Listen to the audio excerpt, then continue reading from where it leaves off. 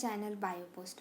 तो आज हम देखने वाले हैं रिगार्डिंग बायोसेंसर्स। तो बायोसेंसर्स क्या होते हैं, उनके कंपोनेंट्स क्या क्या है, फिर हम इन डिटेल देखेंगे कंपोनेंट्स के बारे में भी। तो फर्स्ट हम देखेंगे कि what do you mean by biosensors. तो बेसिकली फॉर एग्जांपल हमें एक सैंपल दिया गया है और सैंपल के अंदर कोई एनालाइट है और उस एनालाइट को हमें डिटेक्ट कर रहा है, तो हम क्या कर सकते हैं, तो उस वक्त हम बायोसेंसर्स का यूज़ कर सकते हैं। तो ये बायोसेंसर्स जो है, these are nothing but the device which is use to detect the analyte which is present in the sample.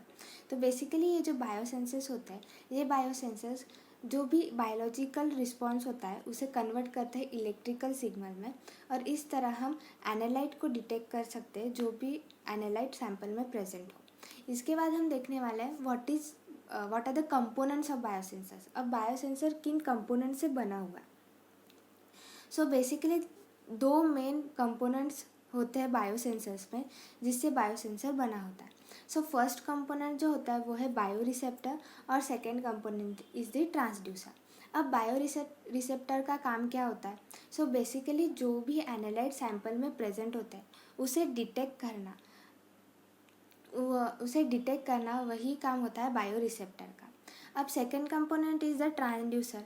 अब जो भी एनालाइट सैंपल में प्रेजेंट है वो इंटरैक्ट करेगा बायो रिसेप्टर से। अब जब इन दोनों का इंटरैक्शन होगा, एनालाइट और बायो रिसेप्टर का, तो उस वक्त कोई ना कोई सिग्नल प्रोड्यूस होगा। अब जो भी सिग्नल प्रोड्यूस होगा उसे मेजरेबल सिग्नल में कन्वर्ट करना, ये काम कौन करता है। सो ये बेसिकली ये काम करता है ट्रांसड्यूसर्स। सो बेसिकली ट्रांसड्यूसर का यही काम होता है, जो भी सिग्नल प्रोड्यूस होता है from the interaction between analyte और बायो रिसेप्टर, उस सिग्नल को मेजरेबल सिग्नल में कन्वर्ट करने का काम ट्रांसड्यूसर करता है। सो ये थे मेन कंपोनेंट्स ऑफ बायोसेंसर्स। अब आप बोलोगे कि बायोसेंसर्स का क्या काम है, उसके जगह अगर हमने रिएजेंट्स यूज़ किए तो भी चल जाएगा। लेकिन अगर हमने फॉर एग्ज़ाम्पल या इस जार में ब्लड है और इस ब्लड में के ग्लूकोज कॉन्सेंट्रेशन को हमें मेजर करना है। अब हम अगर बायो सेंसर यूज़ करेंगे तो बेसिकली हमें क्या करना है, वो सेंसर इस ब्लड में डिप करना है और हमें ग्लूकोज कॉन्सेंट्रेशन मिल जाएगा। लेकिन अगर हम रिएजेंट्स का यूज़ करेंगे तो हमें अलग अलग रिएजेंट्स प्रिपेयर करने पड़ेंगे और ये प्रोसीजर बहुत हेक्टिक हो जाएगी और टाइम टेकिंग भी बहुत ज़्यादा है। इसलिए हम बायो सेंसर्स का यूज़ करते हैं ओवर रिएजेंट्स। इसके बाद हम देखने वाले हैं सिस्टेमैटिक डायग्राम ऑफ बायोसेंसर। तो बेसिकली जैसे हमने देखा कंपोनेंट्स ऑफ बायोसेंसर, जो भी बायो रिसेप्टर होता है वो बायो रिसेप्टर इंटरैक्ट करता है एनालाइट से। अब ये एनालाइट कहाँ प्रेजेंट होता है, सैंपल में। तो ये बायो रिसेप्टर इंटरैक्ट करता है इस एनालाइट से। अब जो भी सिग्नल प्रोड्यूस होगा, जब ये दोनों इंटरैक्ट हो गए, जो भी सिग्नल प्रोड्यूस होगा वो सिग्नल ट्रांसड्यूसर कन्वर्ट करेगा किस में, मेजरेबल सिग्नल में, और इस तरह हम एनालाइट का डिटेक्शन कर सकते हैं। So this is nothing but the systematic diagram of a biosensor. इसके बाद हम देखने वाले हैं regarding molecules use as bio receptor. अब बायो रिसेप्टर जो प्रेजेंट होता है वो बायो रिसेप्टर कोई मॉलिक्यूल से बना होगा। सो बेसिकली बायो रिसेप्टर्स, जो भी मॉलिक्यूल्स हम as a bio receptor use करते हैं, these are nothing but the enzymes. अब हम एंजाइम्स को क्यों मोस्टली बायो रिसेप्टर यूज़ करते हैं। सो जैसे हमें पता है जो भी एंजाइम्स होते हैं वो एंजाइम्स स्पेसिफिक होता है उनके टारगेट को लेकर, इसीलिए हम, और बायो रिसेप्टर भी स्पेसिफिक होता है उनके जो भी टारगेट होगा, जो भी एनालाइट होगा उसे स्पेसिफिक होता है। इसलिए हम ये एंजाइम्स का यूज़ करते हैं क्योंकि जो भी एंजाइम्स होते हैं they are specific to their target. So basically enzymes are also used as a bioreceptor. जो अदर मॉलिक्यूल्स है जो हम as a bio receptor use कर सकते हैं वो है एंटीबॉडीज़, न्यूक्लिक एसिड, अलग अलग रिसेप्टर्स। सो बेसिकली ये मॉलिक्यूल्स होते हैं जो हम as a bio receptor use करते हैं। उसके बाद हम देखने वाले हैं regarding bio receptor immobilisation. So basically हमने जैसे डायग्राम देखा यहाँ पे एक ट्रांसड्यूसर होता है और उसके बाजू में बायो रिसेप्टर होता है। अब जो बायो रिसेप्टर होता है उसे इमोबलाइज करना पड़ता है ट्रांसड्यूसर पे। अब ये इमोबलाइजेशन हम कैसे करें, ये बायो रिसेप्टर का ट्रांसड्यूसर पे इमोबलाइजेशन कैसे करें। सो उसे करने के लिए हमारे पास 2 मेथड्स होते हैं। पहला है फिजिकल एब्जॉर्प्शन और दूसरा है केमिकल मेथड। अब जो फिजिकल एब्जॉर्प्शन होता है वो कैसे किया जाता है। सो बेसिकली जो फिजिकल एब्जॉर्प्शन होता है उसे करने के लिए अलग अलग फोर्सेस लगते हैं, जैसे कि वैंडरवाल फोर्स हो गया, आयनिक इंटरैक्शन हो गया, उसके बाद hydrogen bonds, hydrophobic bonds, der Waals forces, ऐसे अलग अलग इंटरैक्शन यूज़ होते हैं वाइल फिजिकल एब्जॉर्प्शन। और जो केमिकल मेथड होता है, केमिकल मेथड में एक ही बॉन्ड यूजुअली काम करता है जो है covalent bond. So basically covalent bonding is done in chemical method, while there are various other forces like the van der Waals force, hydrophobic force, hydrogen bonds, ionic interaction which are basically present in the physical absorption. अब हम in detail देखेंगे कि physical absorption होता कैसे और chemical method कैसे होता है। सो बेसिकली जो फिजिकल एब्जॉर्प्शन होता है, अब फिजिकल एब्जॉर्प्शन में अलग अलग फोर्सेस जैसे हमने देखा van der Waals force, hydrogen bond, ionic interaction, ये सारे इन्वॉल्व होते हैं। सो बेसिकली फिजिकल मेथड में क्या होता है, एंट्रैपमेंट और एड्जॉर्प्शन।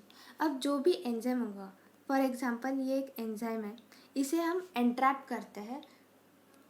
अब एंट्रैप करने के लिए अलग अलग मॉलिक्यूल्स होता है, जैसे कि पॉलीएक्रिलामाइड, कैल्शियम अल्जीनेट, एगारोस या फिर अलग अलग चीज़।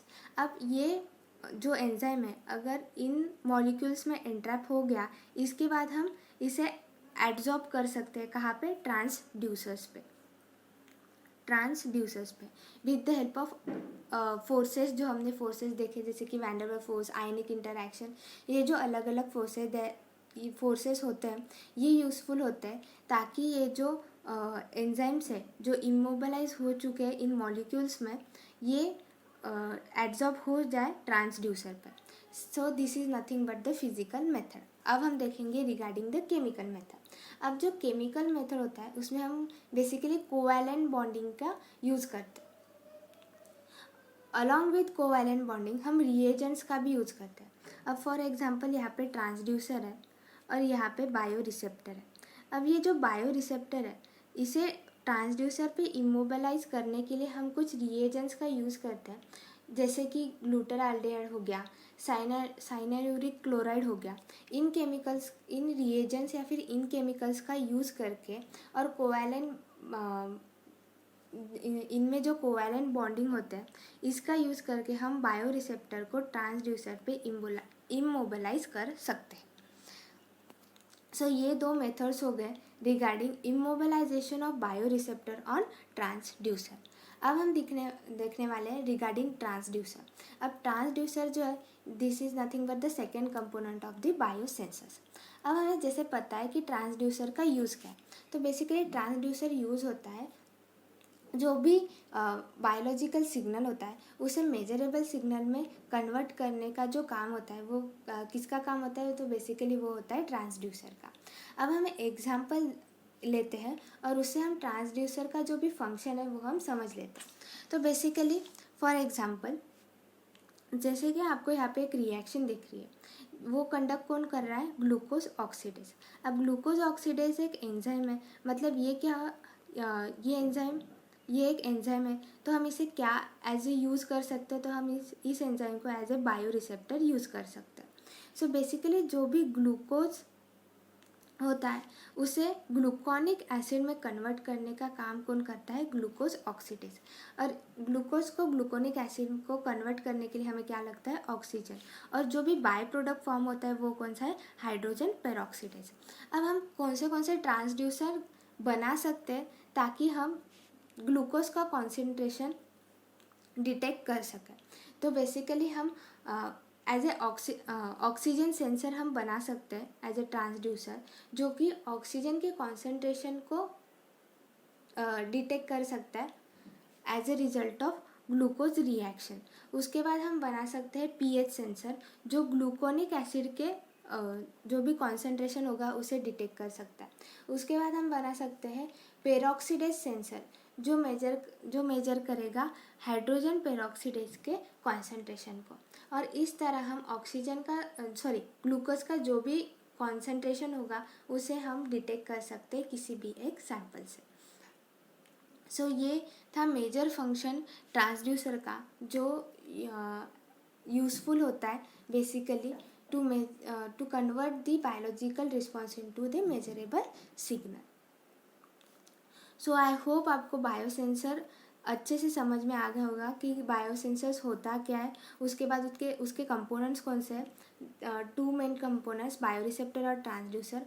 उसके बाद हम बायोसेंसर्स क्यों प्रेफर करते हैं ओवर रिएजेंट्स, ये था सिस्टमेटिक डायग्राम ऑफ बायोसेंसर। इसके बाद मॉलिक्यूल्स कौन से यूज़ होते हैं एज अ बायोसेंसर, जो कि है एंजाइम, एंटीबॉडीज़, न्यूक्लिक एसिड और वेरियस रिसेप्टर्स। उसके बाद हम बायोरिसेप्टर का इमोबिलाइजेशन कैसे कर सकते हैं ट्रांसड्यूसर के, उसके 2 मेथड से, फिजिकल एड्जॉर्प्शन और केमिकल मेथड। फिजिकल एड्जॉर्प्शन में हमने जैसे अलग अलग फोर्सेस देखे, वैंडरवाल्स फोर्सेस, उसके बाद हाइड्रोजन बॉन्ड्स, आयनिक इंटरेक्शन, और केमिकल मेथड में कोवैलेंट बॉन्डिंग। और केमिकल मेथड में हम रिएजेंट्स का यूज़ करते हैं बेसिकली, और फिजिकल एड्जॉर्प्शन में हम इमोबिलाइजेशन और एड्जॉर्प्शन का कंसेप्ट यूज़ करते हैं। उसके बाद हमने देखा ट्रांसड्यूसर कि ट्रांसड्यूसर का यूज़ क्या है और कैसे हम अलग अलग ट्रांसड्यूसर बना सकते हैं with the help of an example. So उसके बाद अगली वीडियो में हम देखेंगे टाइप्स ऑफ बायोसेंसर, कितने अलग अलग टाइप्स ऑफ बायोसेंसर्स हैं। और उसके बाद की वीडियो में हम देखेंगे एप्लीकेशंस ऑफ बायोसेंसर्स, हम कहाँ कहाँ बायोसेंसर यूज़ कर सकते हैं। So I hope you have understood what is biosensors. If you are liking my videos, please like, share, comment and subscribe to my channel. Thank you.